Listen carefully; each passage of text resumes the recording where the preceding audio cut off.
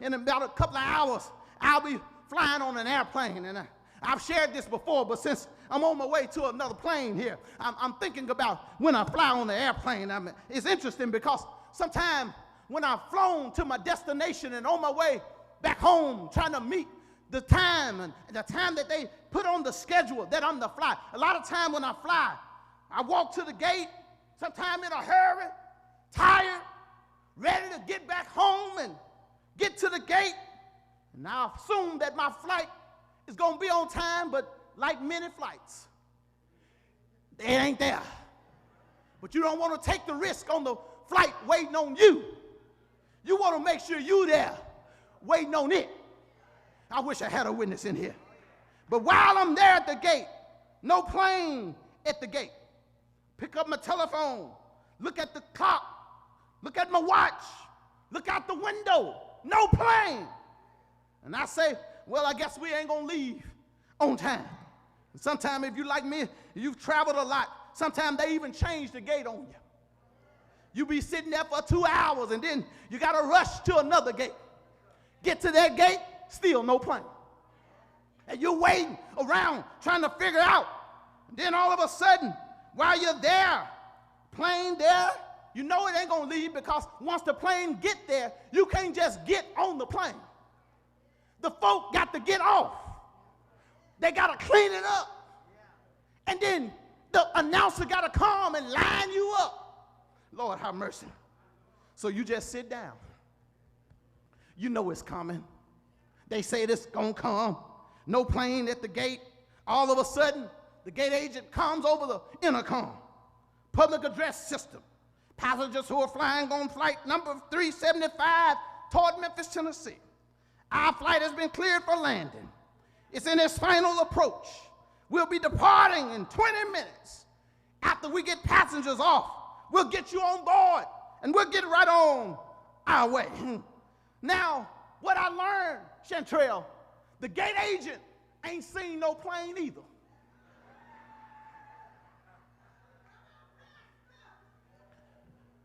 She didn't look out there at the window and say, here it come, there it go. No, she got a call. That's why you saw on the telephone. She got a call from the tower. And the tower notified her that the plane has been cleared for landing. But the tower folk ain't seen the plane either.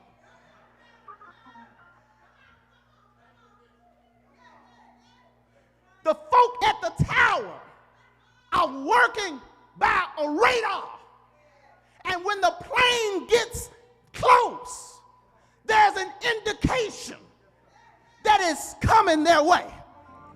And they asked the folk at the airport to make ready to clear the runway because this plane is sure enough coming and it's going to land at some point. I want to tell you, brothers and sisters, I want to tell you, all of a sudden, when all them people start making announcements of what they ain't seen, it seemed like they got faith in this indicator, but all of a sudden, they start telling you to get your bags together.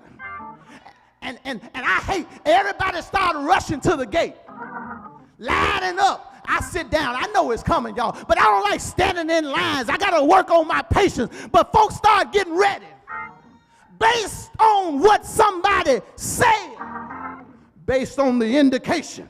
And I'm leaving, but look at your neighbor and say, baby, start getting your stuff together. Because I've come to tell you today, as the pastor of Berean Missionary Baptist Church, God is saying our blessing is in its final approach. You might as well go and get in position. Get in line because your blessing is about to come in your life. He said, I'm looking for somebody that can praise me not on tomorrow, not when you get it in your hand, not when you see it in your driveway, but somebody that's going to give God glory for what's about to come in your life, for that peace that's coming in confusion, for that healing over your body, for happy holidays. I wish I had a witness in here. You ought to say with me right now, you ought to say, I'm getting ready. Come on, say, I'm getting ready. I got faith to believe the impossible. I got faith to believe the invisible. The grass will wither, but the flowers will fade. But the word of our Lord shall stand forever. I got faith in a man named Jesus. I got so much faith in him. The reason I got faith in him is because he died for us. He died on Calvary's cross. At the old rugged cross on Golgotha's hill, he died for you and me. But that's not how the story ends. 3 days later, he rose. I got faith